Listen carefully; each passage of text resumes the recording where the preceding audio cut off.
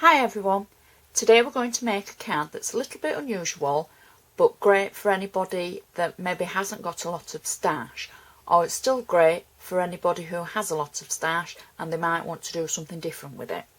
I'm starting off with a cream 7x7 inch card base.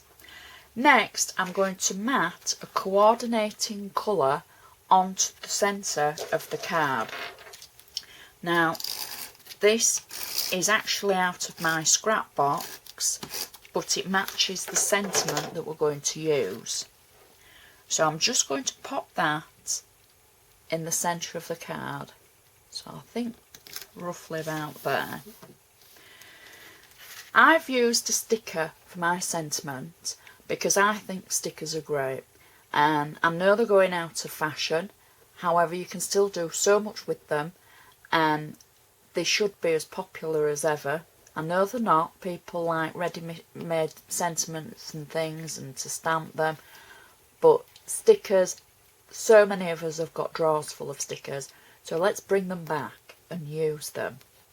So it's a standard sentiment. It's actually from Anna Griffin's sentiment range for a packet of quotes, and it's got the sentiment of each day comes bearing its own gifts.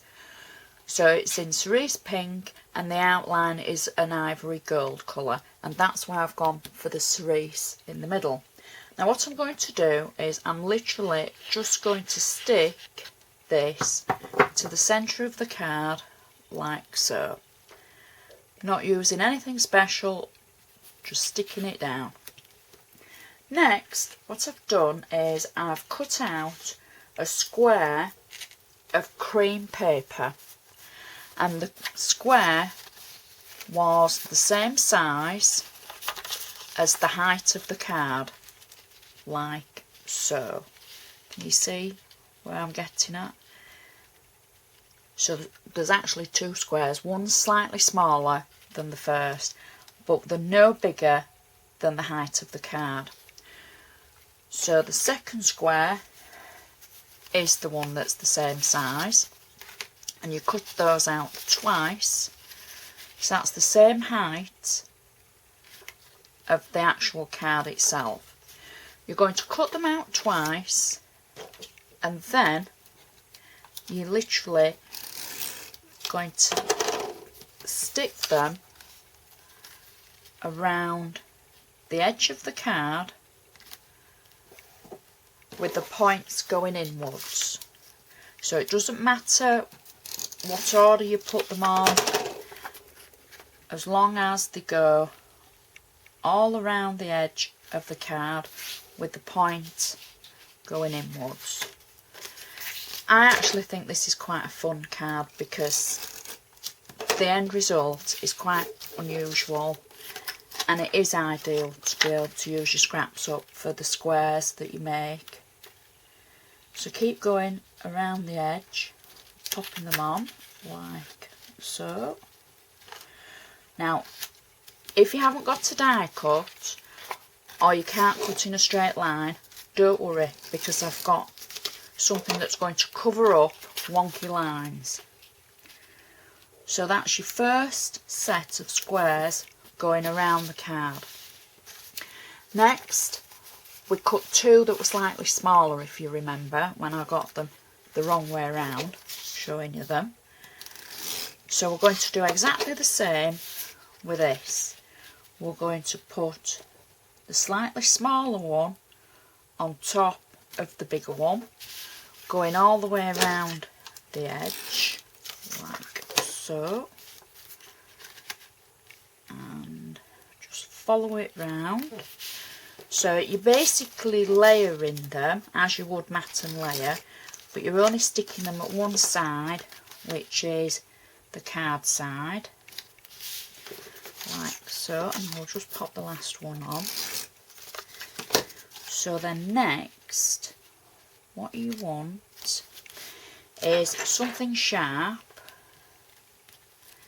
and you're going to take the end of the top triangle that you've just placed on, and you're going to roll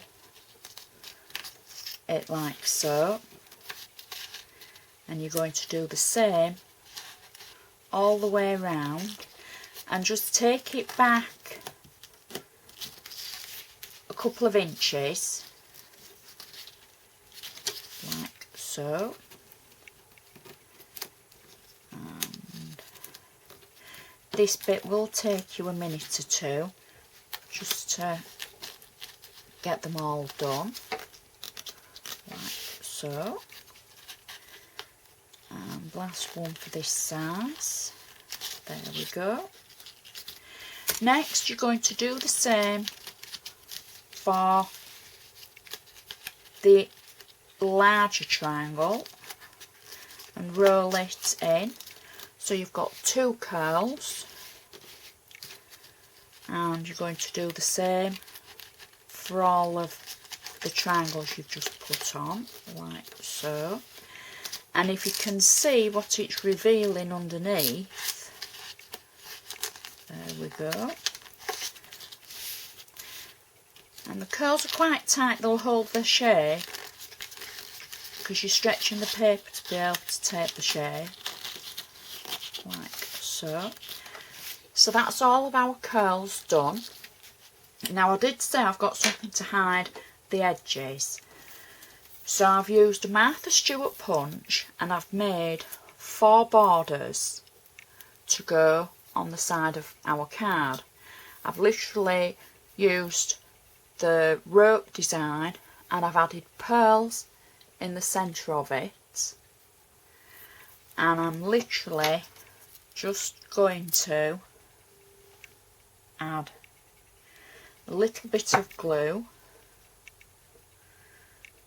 and I'm going to lay the strip on the edge like so.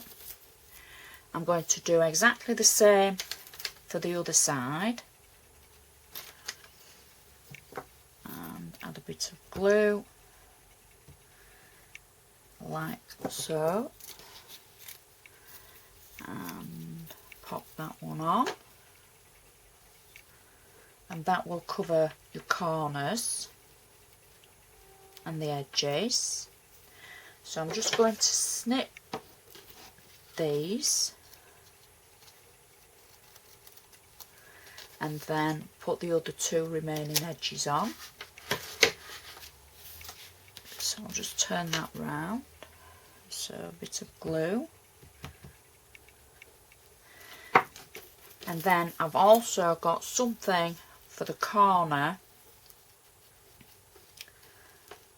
that we can cover the joins with. Turn that round. If you wanted to take time to mitre your corners, you could do. However, as I say, we're just going to pop something in the corners that will neaten it up, and then nobody will ever know that you've literally just stuck those down. So I'll just trim that like so. Oops. And then that last one there, trim it off, a bit neater than that, Marie. There we go. So that's with our edges done. So the last thing we've got to do is just neaten our joins up in the corner. So for that I've punched 8 leaves using one of the punch and emboss punches, and with a little bit of silicone glue I'm literally just going to lay these in the 4 corners, and this will cover up your joins. I'm not worried about whether I put them down punched side or embossed side. Sorry, embossed or debossed side. Just popping them down in the corners. And the last one, using silicone glue because I've put the pearls on, so the silicone glue will go between the pearls, so that will still stick. And last but not least, I've made 4 rolled roses and popped cerise stamens in the centre.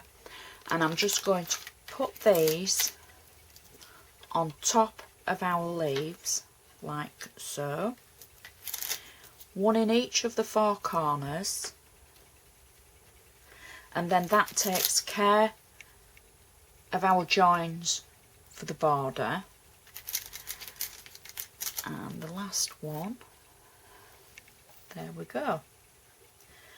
So I'll just neaten up this corner at the end where I haven't cut the border strip very well. There we go. And that's it. Finished. And I think you'll agree that's an unusual design and a great way to use your scraps up. And anybody who received that, I'm sure they would absolutely love it.